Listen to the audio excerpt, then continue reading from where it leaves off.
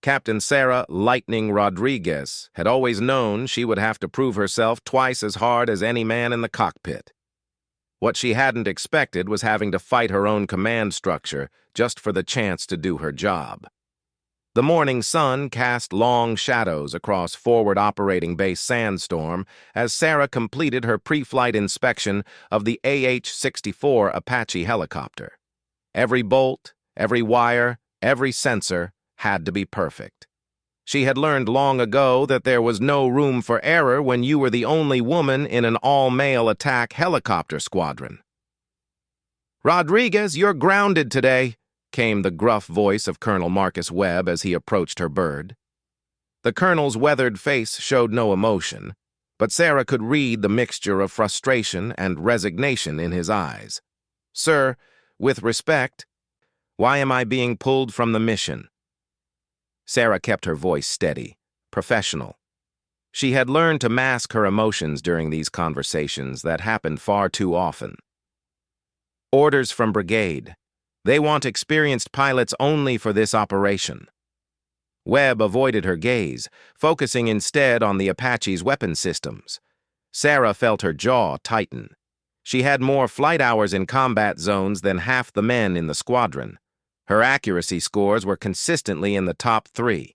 Her maintenance record was spotless, yet here she was, being benched again, while less qualified pilots prepared for what intelligence reported was a major Taliban offensive. "Colonel, I have over 800 combat flight hours.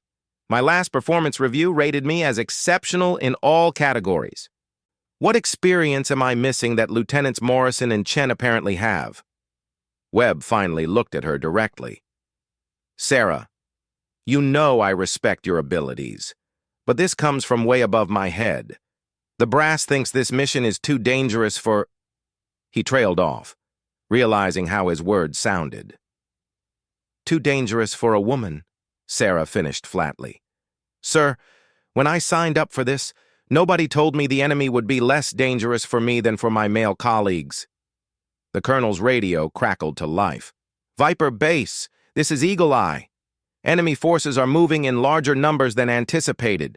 We need immediate air support, multiple targets, heavy armor, over 3 companies strong." Webb grabbed his radio. "Eagle Eye, Viper Base. We're spinning up 2 birds now. ETA 15 minutes. As he finished the transmission, Sarah stepped closer. "Colonel, you're about to send 2 pilots into a situation that intelligence clearly underestimated. Morrison has 60 fewer flight hours than me, and Chen just finished combat training last month. You need your best pilots up there. Rodriguez, stand down. That's an order." Sarah watched as her squadron mates ran toward their helicopters. Lieutenant Morrison stumbled over an equipment case in his haste, while Lieutenant Chen was still fumbling with his flight suit. These were good men, but they weren't ready for what was waiting for them out there. She turned back to the colonel. "Sir, request permission to speak freely." "Granted. You and I both know that if I were a man with my record, I'd already be in the air. Every time there's a dangerous mission, I get pulled. Every time there's a routine patrol, suddenly I'm qualified again. How is that keeping anyone safe?" Webb was quiet for a long moment, watching the 2 Apaches taxi toward the flight line.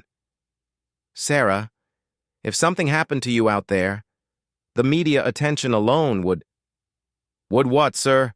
Make the Army look bad for losing a female pilot? What about making the Army look bad for not using all available resources to complete the mission and protect our ground forces?" The radio crackled again, more urgently this time. "Viper Base, Eagle Eye. We have eyes on the enemy force. This is significantly larger than reported. We're looking at possibly 3 battalions, not 3 companies. They have air defense assets. Request immediate support and suggest multiple attack helicopters." Colonel Webb's face went pale. He looked at the departing helicopters, then back at Sarah. "Rodriguez, how quickly can you have your bird ready?" "Sir, I never stopped my pre-flight. I'm ready now." "Sarah," the colonel's voice dropped to nearly a whisper, "I need you to understand something. If I send you out there and something goes wrong, my career is over. But if I don't send my best pilot and those boys on the ground get overrun—" He shook his head. "Get your gunner and get airborne. You're cleared for immediate takeoff."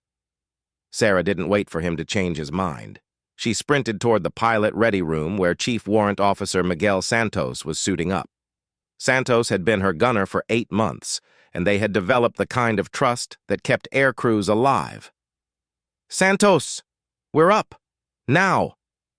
The stocky gunner looked surprised. "I thought you were grounded again." Change of plans. The situation just got a lot worse than intelligence thought. Sarah was already grabbing her helmet and survival vest. "How's your trigger finger today?" Santos grinned. "Steady as always, ma'am. What are we walking into?"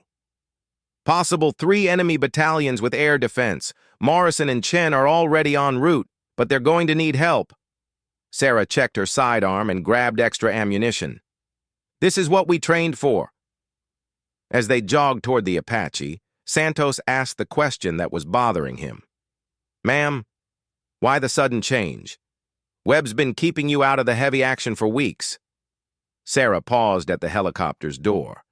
"Because sometimes, Miguel, the situation gets bad enough that even stubborn colonels have to admit they need their best people, regardless of gender." The Apache's engines whined to life as Sarah ran through the startup checklist with practiced efficiency. Every switch, every gauge, every system had to be perfect. In a few minutes, she would be flying into what could be the largest firefight of her deployment. "Apache 17, this is Tower. You are cleared for immediate takeoff. Vector 270, altitude Angels 5. Contact Eagle Eye on tactical frequency." "Tower, Apache 17, cleared for takeoff." Sarah pulled collective and the Apache lifted off the desert floor. "Miguel, run a final systems check. We're about to find out what we're really made of." As they climbed into the morning sky, Sarah could see smoke trails in the distance, where Morrison and Chen were already engaging targets. The radio chatter told a story of a rapidly deteriorating situation. "Apache 13, break left. Sam, launch." "Eagle Eye, Apache 15, I count at least 40 vehicles in the first group alone. This is not 3 companies. Repeat, this is a major force." Sarah switched to the tactical frequency. "Eagle Eye, Apache 17, inbound to your location. What's your tactical picture?" "Apache 17, Eagle Eye. Thank God you're coming. We have a large enemy force approaching from 3 directions. Our boys are dug in at Hill 347, but they're about to be surrounded. The other 2 birds are engaging the eastern approach, but the western and southern groups are almost in position to close the trap." Sarah studied her tactical display. The enemy had planned this well, using 3 coordinated columns to overwhelm the small American outpost. It was a classic pincer movement, and without immediate intervention, the ground forces would be cut off and destroyed. "Eagle Eye, Apache 17, I'll take the southern approach. Have the other birds maintain pressure on the eastern group. How many friendlies at Hill 347? "Apache 17, we have approximately 30 soldiers holding that position. They have limited anti-tank capability and no air support except you guys. 30 American soldiers about to be overrun by hundreds of enemy fighters." Sarah felt the familiar calm settle over her as she switched into combat mode. This was what she had trained for her entire career. This was why she had fought so hard to be here. "Miguel, you ready back there?" "Ready as I'll ever be, ma'am." "Let's go save some soldiers." Sarah pushed the Apache toward the sound of gunfire, knowing that in the next few minutes she would either prove herself once and for all or die trying. Either way, 30 American soldiers were counting on her, and she had never let anyone down yet. The radio crackled with Morrison's voice, strain evident in his tone. "Eagle Eye, Apache 13, I'm taking heavy ground fire. Multiple SAM sites active. Chen's bird took a hit. He's RTB with engine problems." Sarah felt her heart sink. Chen was returning to base with damage, leaving only Morrison to handle the entire eastern approach. The odds had just gotten much worse. Apache 1-3, Apache 1-7. I'm moving to engage the southern column. Can you maintain pressure on the east? Apache 1-7, negative. I'm low on ammunition and taking heavy fire. I need to reposition and rearm. Now, Sarah understood the real situation. She was about to face the largest enemy force of her career, essentially alone, with 30 American lives hanging in the balance. Every voice that had ever told her she wasn't strong enough, wasn't qualified enough, wasn't tough enough echoed in her mind for just a moment. Then she pushed those voices aside and focused on the job ahead. She was Captain Sarah Rodriguez, Apache pilot, United States Army, and she was about to show everyone exactly what she could do. Eagle Eye, Apache 1-7. Beginning attack run on southern approach. Keep those boys' heads down up there. As the Apache dove toward the enemy column, Sarah felt a cold determination settle into her bones. Today, she wouldn't just be fighting the enemy. She would be fighting for every woman who had ever been told she wasn't good enough, every female soldier who had been held back by doubt instead of encouraged by merit. Today, she would prove that courage and skill had no gender. The first enemy vehicles appeared in her targeting system, and Sarah Rodriguez prepared to write her name in history. The Apache's targeting system locked onto the first enemy vehicle as Sarah crested a ridgeline at 200 feet. Below her, a convoy of technical trucks and armored personnel carriers snaked through the valley, heading directly toward the American position. She counted at least 20 vehicles in the lead element alone. Miguel, I have multiple targets bearing 285 degrees, technical trucks in the lead, followed by what looks like BTR-80s, light infantry following on foot. Roger. Ma'am, I see them. Range 3,000 meters and closing on our friendlies.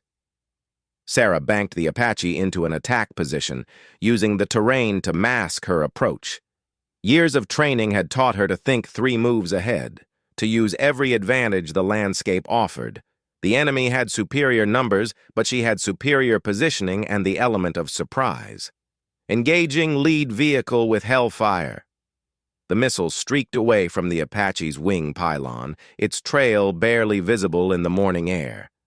3 seconds later, the lead technical truck erupted in a ball of flame and smoke. The convoy immediately began evasive maneuvers, but they were trapped in the narrow valley with limited room to disperse. "Good hit!" Santos called out. "Target destroyed!" Multiple secondary explosions. Sarah was already lining up her second shot when the enemy began returning fire. Green tracers filled the air around the Apache as machine gunners in the convoy tried to bring down the helicopter. She jinked left, then right, using the helicopter's agility to avoid the ground fire. "Miguel, give them the chain gun. Suppress those machine gun positions while I reposition." The Apache's 30mm cannon roared to life, sending depleted uranium rounds into the enemy vehicles. Santos was deadly accurate, his rounds finding the technical truck's engine blocks and weapon positions. Secondary explosions rippled through the convoy as fuel tanks and ammunition stores detonated. But even as they destroyed the vehicles, Sarah could see enemy soldiers dismounting and taking cover among the rocks. This wasn't going to be a simple convoy strike. The enemy force was larger and better organized than anyone had anticipated. Eagle Eye, Apache 1-7.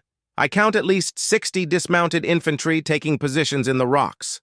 They're establishing a base of fire to support their advance on Hill 347. Apache 1-7.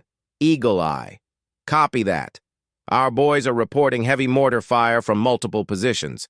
The enemy is trying to pin them down before the final assault. Sarah studied the tactical situation. The enemy had split their force, with one group establishing fire positions while another flanked around to the west. It was a sophisticated attack, not the hit-and-run tactics they usually faced.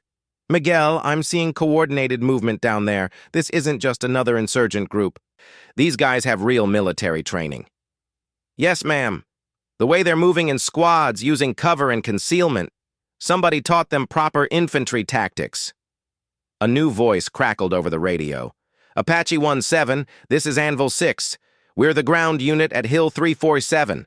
We're taking effective fire from 3 directions now.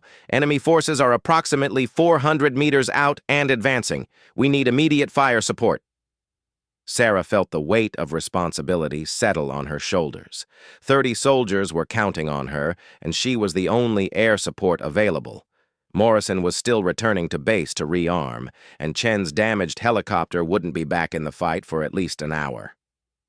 Anvil 6, Apache 17. I'm engaging the southern group now. Can you identify the most immediate threat?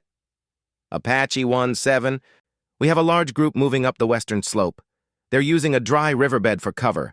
If they reach the tree line, they'll have a clear shot at our position. Sarah banked the Apache toward the western slope, scanning for targets.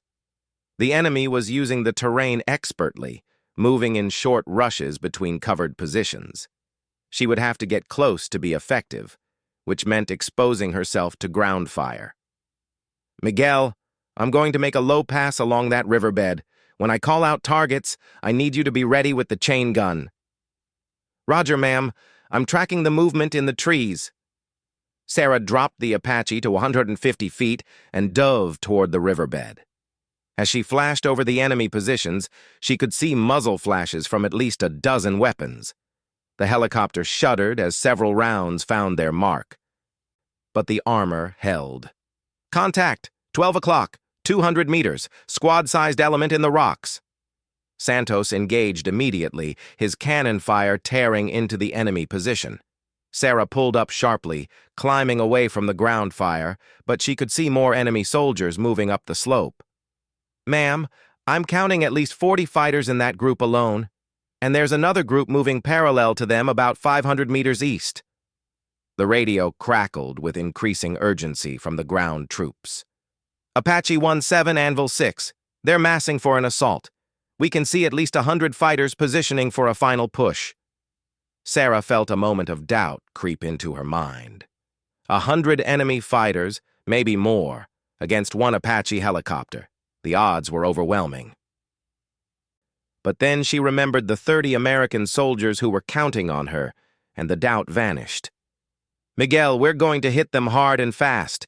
I want to break up their assault before they can coordinate their attack. She swung the Apache around in a wide arc, staying low to avoid detection. The key was to hit multiple groups in rapid succession, causing confusion and disrupting their timing. It was a risky tactic that required perfect coordination between pilot and gunner. First target, riverbed position, 11 o'clock. Another Hellfire missile streaked toward the enemy, obliterating a machine gun position that had been suppressing the American troops. But as soon as the missile hit, Sarah was already turning toward the next target. Second target, tree line, 2 o'clock. The chain gun thundered again, raking the enemy positions with devastating accuracy. Santos had found his rhythm, anticipating Sarah's maneuvers and acquiring targets with deadly precision. But the enemy was adapting too. As Sarah lined up for another attack run, she saw the telltale smoke trail of a shoulder-fired surface-to-air missile. SAM launch! Braking right! Sarah threw the Apache into a violent turn, deploying chaff and flares to confuse the missile's guidance system. The missile passed close enough that she could see it through her side window before it detonated harmlessly in the distance. That was close, Santos muttered over the intercom. Too close. They're learning our attack patterns. We need to vary our approach. Sarah was already planning her next move, looking for a way to hit the enemy without exposing herself to more missile fire. The radio crackled again. Apache 17, Anvil 6. They're starting their assault. We need fire support now. Sarah looked down at Hill 347 and saw muzzle flashes erupting all around the American position. The enemy was making their final push, and if she didn't stop them, 30 good soldiers were going to die. Miguel, we're going in low and fast. One continuous attack run along the entire enemy line. It's going to be dangerous, but it's the only way to break up their assault. Roger, ma'am, I'm ready. Sarah took a deep breath and pushed the Apache into a diving attack that would take them directly over the enemy forces. At this altitude, they would be vulnerable to every rifle and machine gun the enemy possessed, but it was the only way to provide the accurate fire support the ground troops needed. As they dove toward the enemy, Sarah felt the familiar calm of combat settle over her. This was what she had trained for, what she had fought for the right to do. Every hour of flight training, every gunnery exercise, every tactical study session had led to this moment. The Apache screamed over the enemy positions at 100 feet, its guns blazing. Santos worked his magic with the chain gun, walking his fire across enemy fighting positions with surgical precision. Sarah coordinated their attack, calling out targets and adjusting their course to maximize the damage. Enemy fire filled the air around them, and Sarah felt the helicopter take several hits. Warning lights began flashing on her instrument panel, but the Apache kept flying, kept fighting. Good hits, multiple KIA. But there's still a large group moving up the eastern slope. Sarah pulled the Apache into a climbing turn, assessing the damage. They had hydraulic problems and one engine was running rough, but they were still combat effective. And there were still enemy forces threatening the American position. "We're not done yet," she told Santos. "One more pass." As she lined up for another attack run, Sarah Rodriguez knew that she was about to write the most important chapter of her military career. The next few minutes would determine not just whether 30 soldiers lived or died, but whether she would finally prove that courage and competence had no gender. The enemy was waiting for them now, ready with everything they had. But Sarah had something they didn't expect, the determination of someone who had been underestimated her entire life, and the skill to back it up.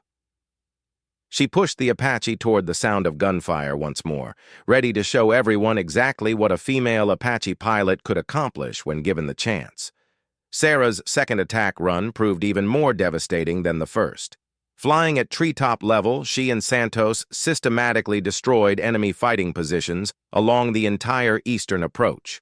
The Apache's chain gun cut through enemy ranks like a scythe, while precisely placed Hellfire missiles eliminated heavy weapon positions and command posts. But as they completed the pass, Sarah realized the true scope of what they were facing. Through the smoke and chaos, she could see additional enemy forces moving up from positions they hadn't detected before. The intelligence had been wrong by an enormous margin. "Eagle Eye, Apache 17. I'm seeing enemy reinforcements moving in from the north. This force is much larger than reported. I count at least 3 separate assault groups, possibly more." Apache 17, Eagle Eye. Copy.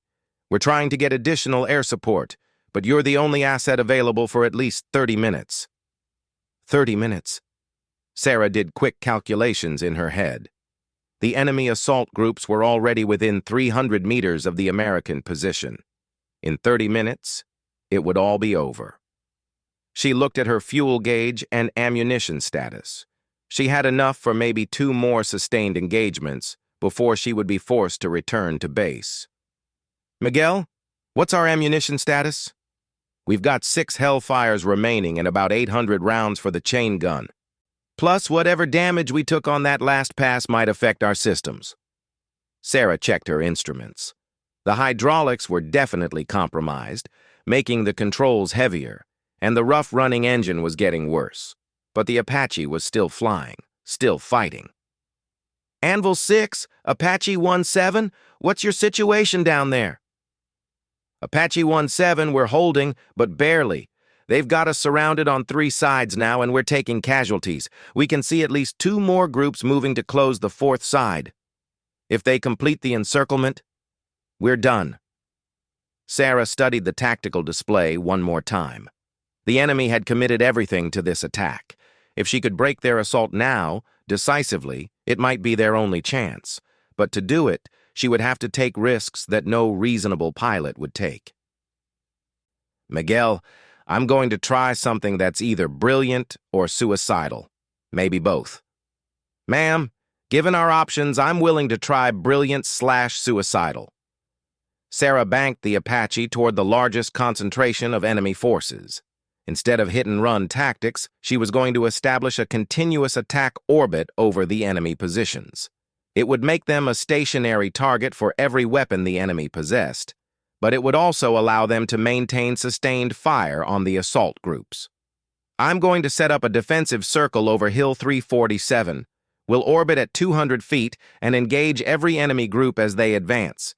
It's going to be like flying through a steel storm, but it's the only way to break up all these separate attacks. Sarah dropped the Apache into the attack orbit, beginning what would become legendary in military aviation circles as the Lightning Circle. Flying a tight pattern over the American position, she and Santos engaged target after target with methodical precision. The enemy responded with everything they had. Machine gun fire, rifle fire, and RPGs filled the air around the circling Apache. Sarah could hear rounds striking the helicopter constantly, but she maintained the orbit, trusting in the Apache's armor and her own flying skills.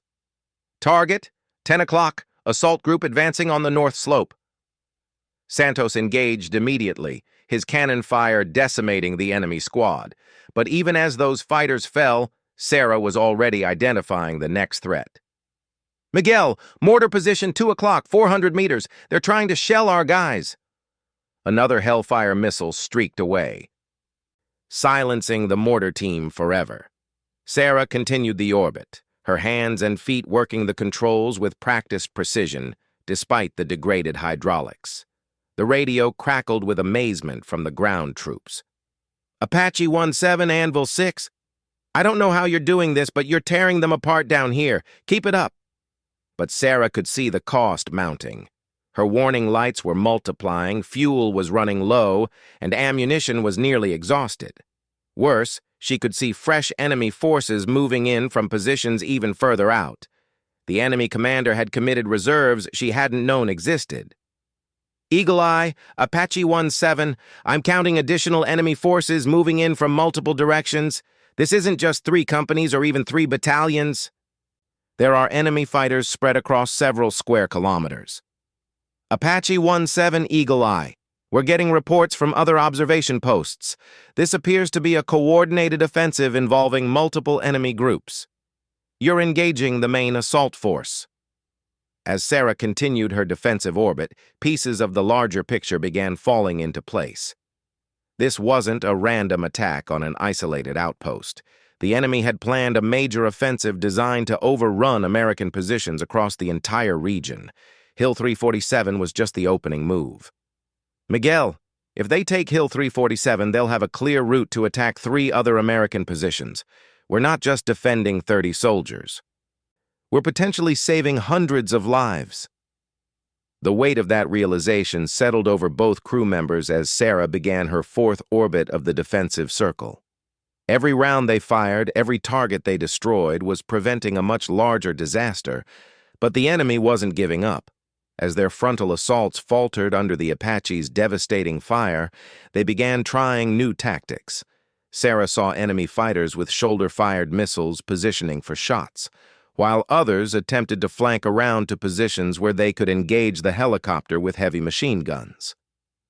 They're adapting faster than I expected, Santos observed, engaging a missile team that had just set up in a cluster of rocks.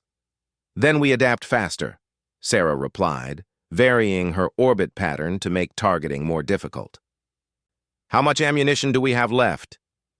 2 Hellfires and maybe 300 rounds of chain gun ammunition. Sarah looked at the tactical display.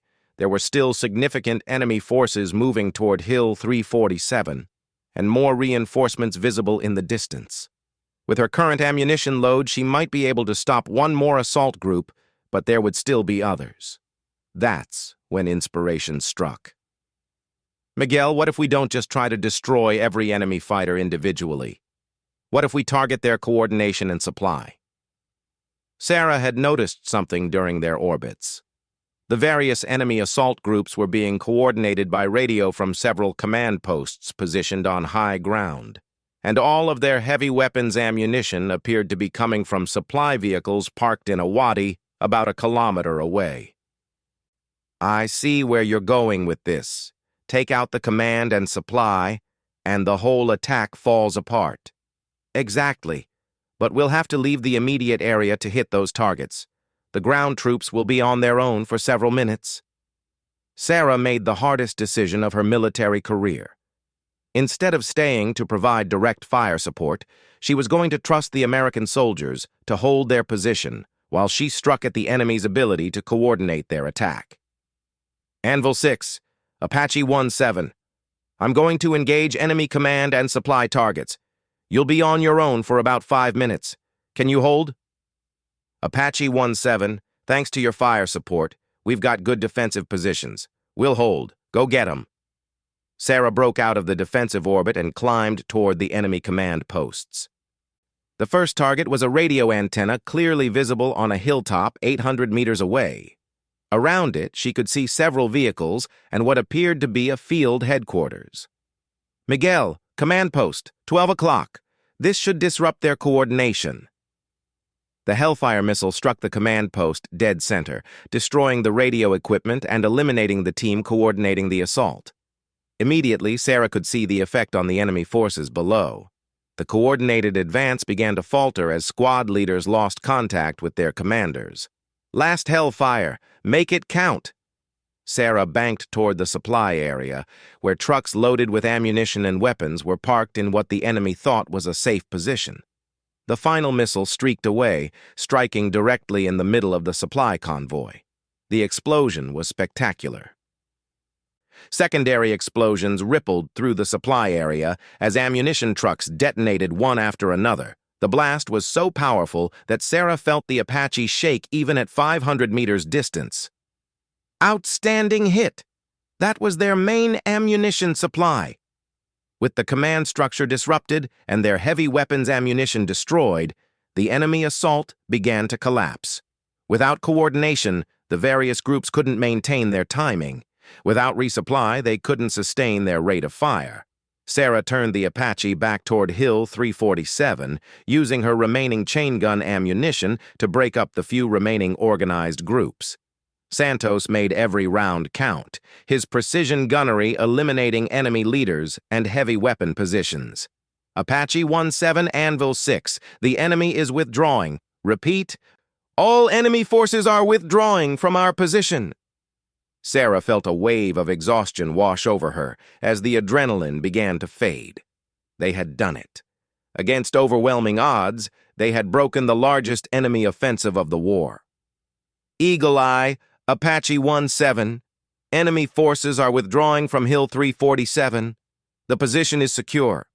Apache 1-7, Eagle Eye, outstanding work. We're getting reports that the enemy withdrawal is affecting their entire offensive. You may have just changed the course of this war. As Sarah flew the damaged Apache back toward base, she reflected on what they had accomplished. Intelligence would later determine that she and Santos had engaged and defeated elements from 5 different enemy battalions, destroying over 40 vehicles and eliminating approximately 170 enemy fighters. But more than the numbers, they had proven something important.